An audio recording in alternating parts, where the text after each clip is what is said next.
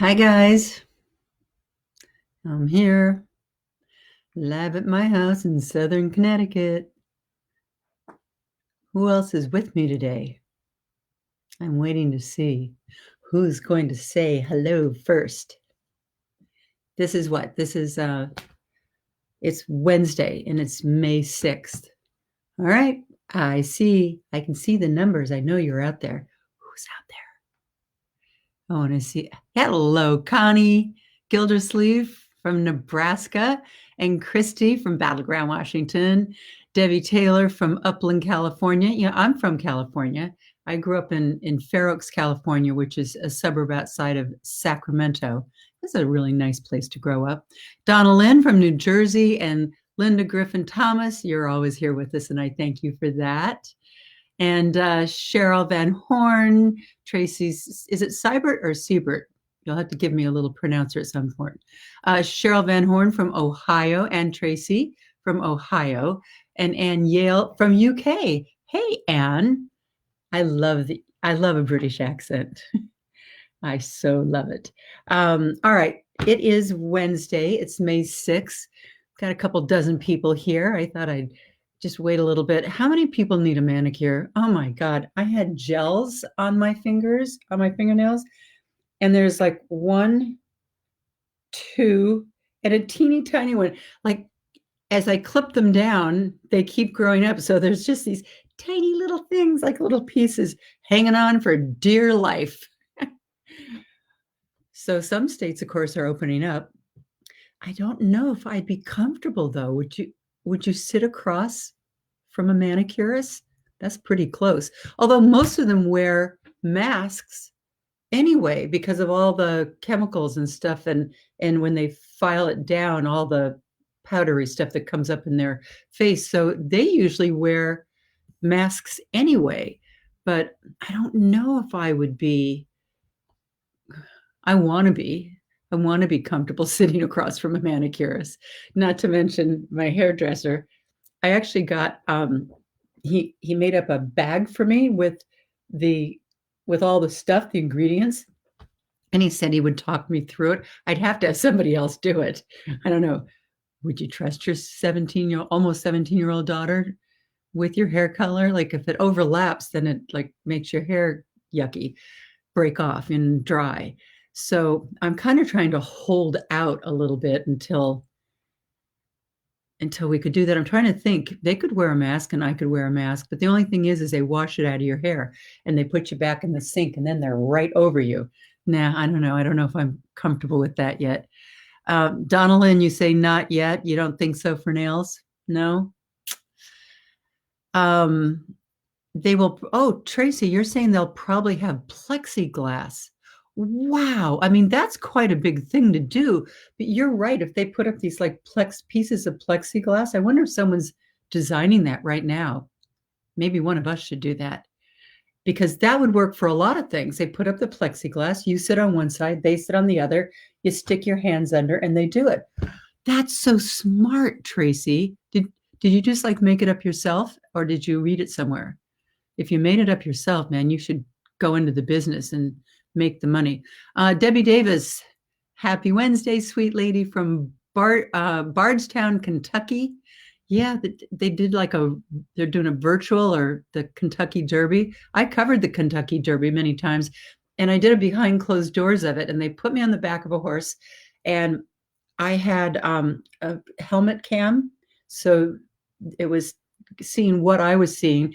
And I was mic'd, but the mic pack was like a big thing. It's not as, as a few years ago. And it was on my back. And every time that horse would, lunge forward, that thing slapped against my back. And oh my God, I could hardly walk for days. My back was hurt so bad. And then Pam, you're seeing is from Buffalo, New York. Faye Stearns from Upland, California. And Cricket, you're saying they have plexiglass like that at my produce store. Whoa, that's awesome. They're already doing that. That's going to be the answer. Hi, Susan Macy from Lincoln, Nebraska. And here's Glenda Stoll. They have plexiglass in our grocery stores now too, and pharmacies and bakeries in Pennsylvania. All right, so somebody's doing this. Tracy says, can you see hairdressers doing that? Cut your hair under plexiglass. No, I don't think so. I trimmed my hair myself the other day. Could you guys notice?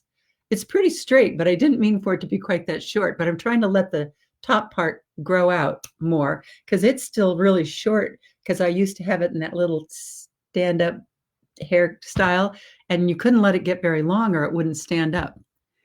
The important things. So wait a second. Michelle, hi from Augusta. Elaine Morton, going natural for right now. Look like an old Shirley Temple. Where did those curls come from? I don't know. I had a lot of curls right after chemo, I'll tell you.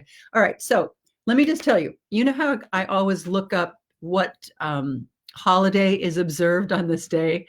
And these are like official lists, you guys. And you're going to love that. There are two today. All right. The first one is just to put a smile on your face. It is actually International No Diet Day. Are you ready for that? I'm just going to give you a moment because I know you're jumping up and down, and hey, that's exercise. But seriously, it's on the nationally observed holidays. International No Diet Day. I couldn't believe that one. Okay, so, but more importantly, the real one. It is National Nurses Day. All right. And they're out there on the front lines. And I mean, we always appreciate them. I so appreciated my oncology nurses. They really help you get through your chemo. But right now, they are really out there taking care of people. And this next week also happens to be National Women's Health Week. And it's something that I participate in every year with several different organizations. So I'm going to devote all next week to our health and to the people who are taking care of our health. And on Tuesday, I'm really excited. We're going to be talking with an ER nurse she's right here in the New York area, Westchester area, and works at the Westchester Medical Center. And she's taking care of COVID-19 patients. She's 28 years old, and she has two little children, two young kids. And I mean, you're just not going to believe what she has to go through just to take off all her gear at the hospital and put on clothes. And then when she gets home, she has to take those off, and she has to set another pair that she puts on after she showers completely, just to be able to go in and safely be with her husband and her children without putting them at risk. Now, I've seen in all these comments over here, I've seen a few of you who have said that your mammograms and your health checkups have been canceled. And what should you think? And you're right to ask that. I mean, mammograms are the most important thing we have to catch breast cancer as early as possible. I'm going to be I'm reaching out right now to several different doctors, oncologists and radiologists to ask, about what we should be doing right now. So we'll talk about a lot of those things next week. But for right now, pick up that mammogram appointment on your calendar and move it to like June 1st, so that on June 1st, you call them up and see, when can I come back in and get it? But for today, as this pandemic starts to wind down at whatever time it's going to it's winding down differently everywhere. There are going to be millions of Americans who lost their jobs. And we know that because they've all been applying for unemployment, who are going to hope that they're going to go back to those jobs. But none of us really know what the new normal is going to look like. And very likely there's going to be a lot of people those jobs aren't going to necessarily all be there because businesses have been asked to scale down. So we're going to talk about the need to reinvent ourselves, because there's going to be a lot of people having to reinvent themselves. And historically, it's been us. It's been women. Women will leave the workforce, sometimes in high-powered jobs, and be home having children and raising the family. And then all of a sudden they have to go and re-enter the workforce, which is not always so easy. And they have to end up reinventing themselves. There's also the issue that our lifespans are longer now. And, so we're living longer. We're not necessarily retiring at retirement age, either because financially we can't, or because we just don't want to. So reinvention is really going to be the name of the game. So I found a perfect person to talk about reinvention, Lesley Jane Seymour. Now, if that name sounds familiar, it's because she has been a powerhouse in the magazine publishing industry. She was, oh my gosh, senior editor at Vogue, beauty editor at Glamour, editor-in-chief at Marie Claire and YM and Red Book and More magazine. However, as people started turning to the internet more and more for their news and even their, lifestyle and beauty information, magazines have really been challenged, and more actually than closed down. And there was Lesley. Here she is, 60 years old. She decided to totally reinvent herself. And we'll talk with her about it. She founded something called the Covey Club. It's an online community for women 40 and older, kind of, just like More magazine. But she really embraced the media world. And this now has an online magazine and podcast and events and social channels and a new app called Covey Connect, where women can actually, connect and talk to each other about issues that often go along with aging. Wait, did I say issues of aging? Well, isn't that the time for the shameless plug of the day right here? A candid conversation about aging. And I'm gonna be honest about something. As I started seeing the news and they were talking about all these different states that were opening up and what kind of businesses they were allowing to open, a couple times they actually listed bookstores. And I shamefully smiled because I just could picture someone actually walking into a bookstore and seeing the book sitting there. And because it was on the New York Times bestseller list, I'll get in front of the store positioning in a lot of stores and actually seeing it right there like this and saying, oh, I heard about that, and taking it up and buying it. I have to admit, that's pretty exciting. Okay. So reinvention, Lesley Jane Seymour. She's always been a woman to admire, but now she's really an influencer. She's even teaching women how to reinvent. And I think it's great that she says that it's okay, in fact, even awesome, that women should want more and reach for more and reinvent themselves so that they, have really purposeful and exciting second and third acts, if you will. Hi, Lesley. Hi, how are you? I am fine. And you are down there in beautiful New Orleans, which we'll talk about. You have left the city. Of course, right now there's a lot of people. A lot of people are fleeing New York City right now. I know, and I'm still a happy New Yorker history.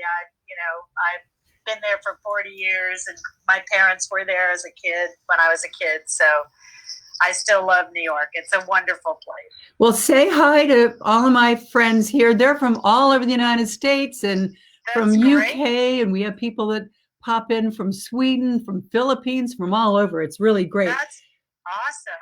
Fantastic. I love it that you say change will come to you someday in some way, and you can't control change, but you can control your response.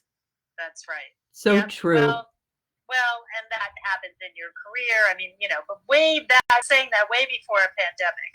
But, this is true of careers. It's true of marriages. It's true of children. It's true of nothing is a straight line. Somehow we grow up thinking life's going to be this straight line. I don't know where we got that from, but we did. And it's never a straight line. And as you know, the hard part is when you get that little downturn, how do you bring it back up again? And once you've done it a couple of times, you have a better sense of your ability to do that.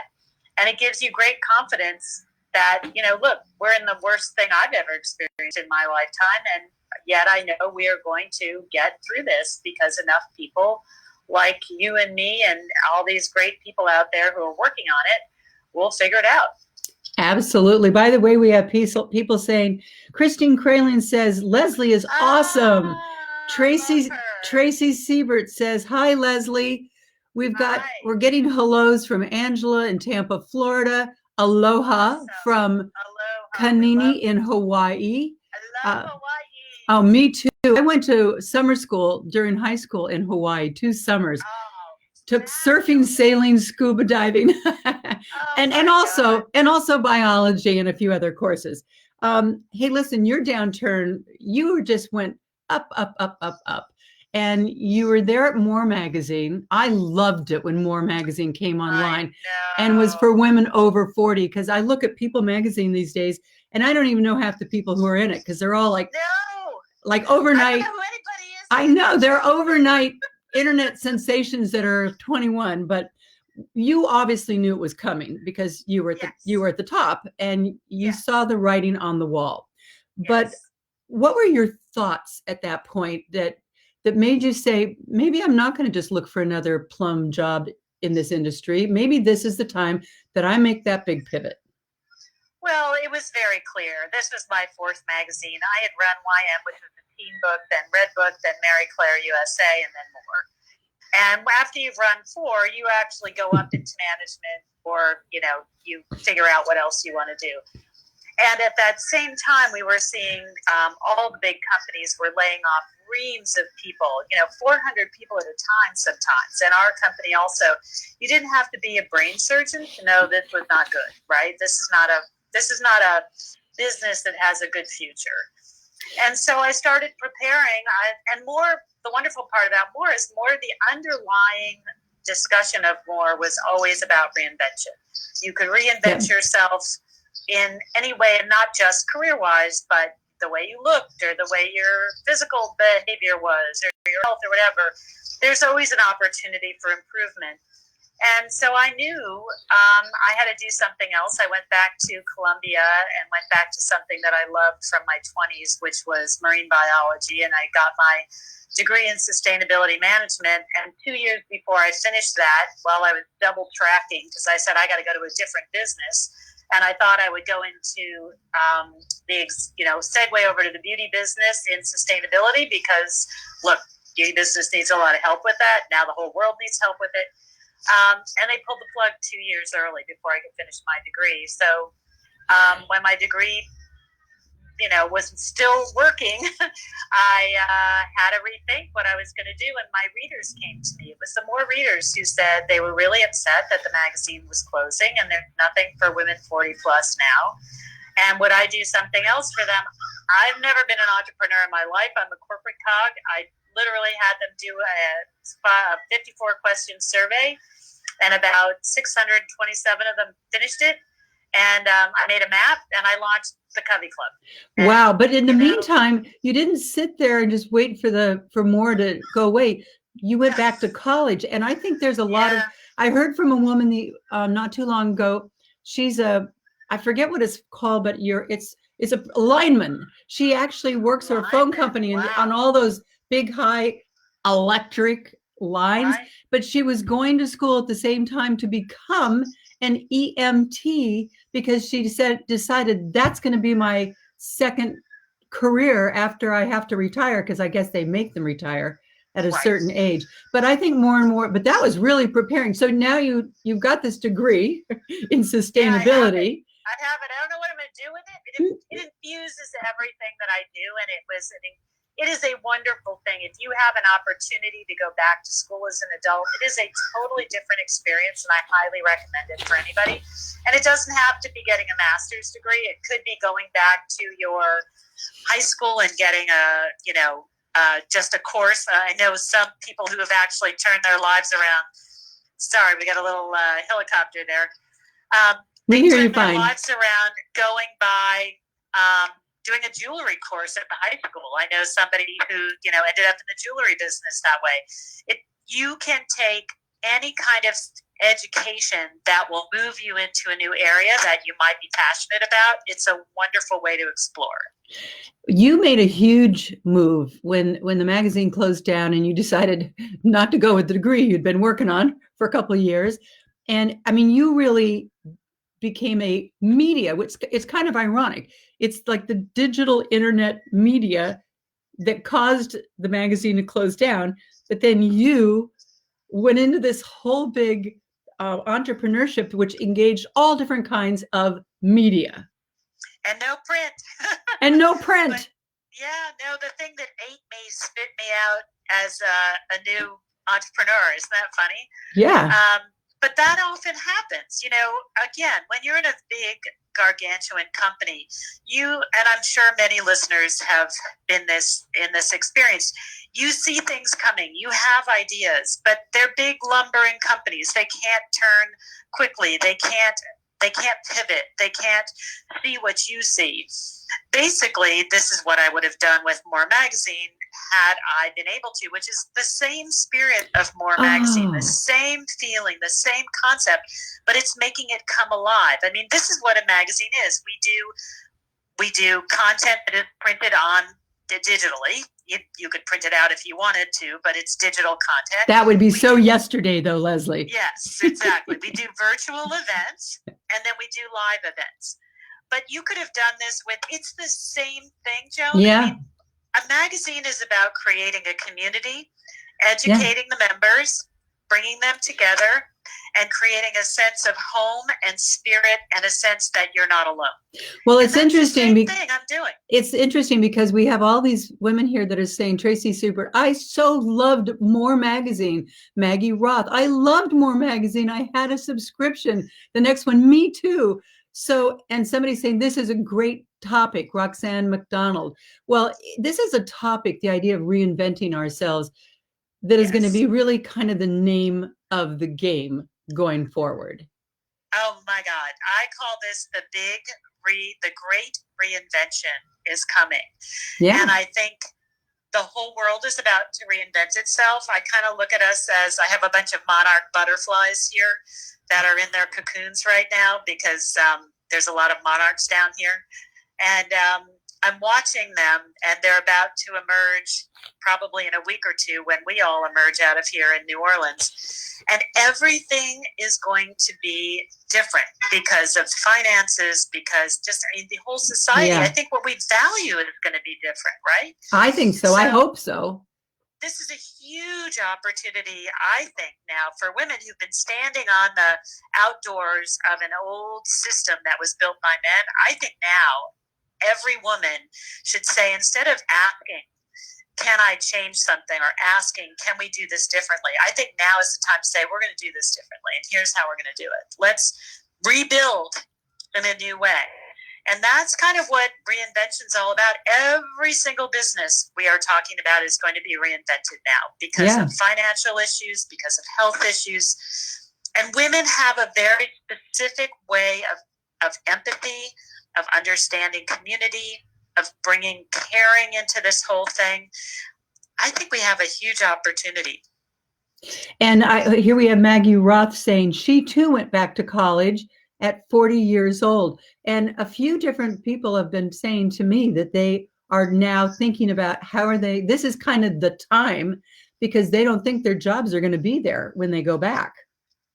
And there's so much online. You look online today, they have moved so much online in terms of MOOCs, in terms of, literally, so much stuff now is coming online from great universities where you can get a certificate in something. You don't have to go the full expensive route, but you can get something that will segue you into whatever it is you're interested in. And it's constantly coming online now as these institutions realize that they need to cater to all these people who have to reinvent themselves.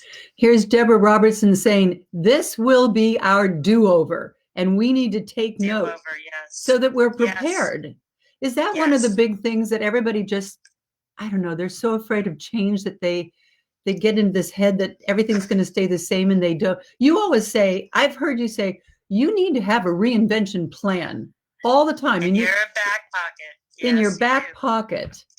Well, because change comes to us, Joan. Nobody likes change. Look, the human being does not like change. I can't explain that to you. You have to talk to the psychologist about that. But we just don't like change. We like routine. We get comfortable in routine, and that's what makes us happy. I'm sure it had something to do with our animal selves a long time ago. But when you are forced into change, and it will happen, the world is changing faster than it ever has because of digital innovation, things like that. Remember that, my husband's father worked at one job and he retired from there, and that was it. I've been at 8 jobs. My kids are expected to be at something like 9 jobs before they're 30. That's right. It's the biggest change in our culture, because when I think about my mom and dad back in those days, whatever industry you went into, like that was your lifetime industry. That's right. And it's so far Not from like that. Yeah. Not like that. And this and what they talk about historically is after big, huge things like this, like a pandemic, a war, things change radically. So I would say really expect big, big changes that are coming. And I think this is the time when you can say, how do I want to change what I do to fit my values? How do I want to change what I do to have more time with my family, or to balance more being with an intergenerational family, or all these things that we are learning? I mean, I have to say that, there's a lot of jokey memes out there, but I don't know if I want to be running around completely nuts like I used to, Interesting. I kind of like the slowness a little bit here and not so maniac. And so we can't ignore your we can't ignore your background. You not only did you decide to reinvent yourself career-wise, you guys picked up and left New York and moved to New Orleans. Like, where did that come from? That came from, my kids are 24 and 29. All right. And they left. We had a wonderful life in the suburbs of New York. We had a big old rambling house that could hold, all their friends when they would come over. We were the house where they parked themselves. And I had to be in New York for my business, and my husband had to be there too. And then there's a point in their 20s where the kids in the early 20s, they're still coming back. They come back for a summer, they come back for and then they're kind of like flypaper for a while. Which for me, a lot of people listening are probably experiencing that.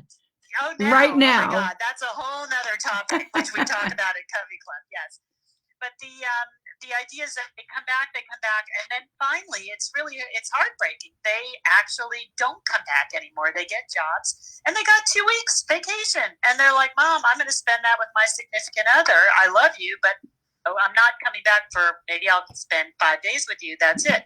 So my husband and I are saying, like, what are we doing here? And we don't like the cold weather, so you can see. Even though we've been locked down in a pandemic, I'm in my backyard for the entire lockdown, totally hanging out, loving the fact that I had 4 days where I had to wear a jacket. And so that alone, like all these people are wandering around, it gets really hot here starting in about a week or two. It gets really hot and all the New Orleanians complain. And Jeff and I are like, what are you complaining about? We love this. I know. We're crazy. We're like, so we quit. Who cares? We're happy. That's like when you have a Jeff and I have a Jeff, and my Jeff has been in West Palm Beach this whole time with our 16-year-old son, because when he was there, when the whole pandemic happened. I wanted to share. Susan Macy says, I went back to finish my degree in my 50s. I went from dental hygiene to human development and the family with a gerontology specialization. It was the greatest change ever. And then here's Connie Burge. I went back to college at 40, and I'm looking to go back again now at 63. Pam Boquin says, I've had to reinvent myself many times over and over. But interestingly, Barbara Bristol says, my dad was like the old days. He was at American Motors for 37 years. Someone says here, as a business owner, it's really hard to invest in people that you don't expect to keep very long. But then we've got somebody here that says, will the pandemic, Nan Berry Sakala, will the pandemic of ageism possibly disappear after this virus pandemic? I hope so. Oh, I love that. That's great. If that was a virus. And kind of like what you just said, Lesley, Barbara Bristol says, you know what? Working from home has really lightened my stress level. I had no idea how stressed I was. Well, I commuted for 24 years, and that was an hour commute, which is an easy commute from where I had to go. That was considered easy. And I look back and I'm like, how did I even do that? I mean, I could barely crawl out of bed. You know, it's like, you're lucky you got a nice top for this event. You know, it's like, it's really a very different lifestyle. I'm hearing that businesses are thinking they want 20% of their people to be on site now for financial reasons. Yeah. And hey, look at how much we're getting done without having to spend that hour and a half commuting, getting your hair done, blah, blah, blah. I mean, all that stuff, that's probably saving you 2.5 hours a day, maybe Absolutely. 3 hours a day. I mean, I've talked with everybody, you know, here in my group that I kind of like this. That, I mean, I don't want I want the pandemic to be over, but I've definitely learned that I don't have to go to an office every single morning at 9:30 and sit there until 5:30. I actually, I gave notice to my landlord that I'm moving out, and because and I'm moving into a smaller space in my husband's office, and I'm going to operate differently. And you know, if Amir is watching, I love you, Amir, and I don't look the same as when you do my hair and makeup, but I've had to just I mean, I had to go from a real short haircut to this because I couldn't cut my own hair. And now that it's like this, I kind of like it. So a lot of aspects. So long, because it's like I need a haircut, and then I had to do my own roots. It was so bad, but I'm not, as I said to my hairstylist who taught me how to do the roots, I was like, don't worry, I'm not hanging out a shingle, babe. This is way too hard for me. Yeah. So you've been talking to, I mean, I just did your podcast, Reinvent Yourself. It was so awesome. Lovely. Thank you. Yes. But you talk to different women every week. What have you learned from all of these women that you talk to about what we as women, what stalls us, what makes us, what frightens us, and how do we get out of that? I think what I learned, we're almost at 100 of our interviews, and it's called Reinvent Yourself with Lesley Jane Seymour, and it's everywhere. It's a podcast. And what's really interesting, Joan, is after interviewing all those women, it's not so much what we have in common that scares us. I guess because I'm talking to the people who did it, I'm actually shocked at people from every angle I mean, you think you have an excuse not to reinvent yourself? You listen to these ladies. They get out of violent marriages. They get out of they just get married and their husband dies and have a baby and they've got to leave that business and start a new one. I mean, the stories of overcoming and deciding they're just going to get through it with grit and figure it out is shocking. And then what's really amazing are the serial reinventors, the people who are just always coming up with something new that they're curious. One of the things that separates the Covey Club person from everybody else seems to be, we call ourselves lifelong learners. Yeah. And there are a lot of women out there who, you know, look, we weren't supposed to work for 40 or 50 years. You know, lifespans have expanded, as you know, for so much longer. We're going to have more than one interest. We're going to have all these different scratches that need to be itched, you know, or itches that need to be scratched. And so it makes sense to me that you're going to have serial reinventors. And the only thing that I can say that is strung out through when I ask these people what would keep you from doing it was just fear. Yeah. And these people said, I just decided, screw it.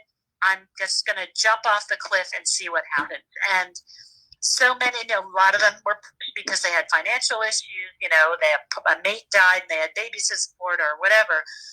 But they just decided, I'm just going to give it a try. And kind of that's what I did with Covey Club. I mean, honestly, I know nothing about being an entrepreneur. I have fallen in 5 different craters, had to ask people how to get out of them.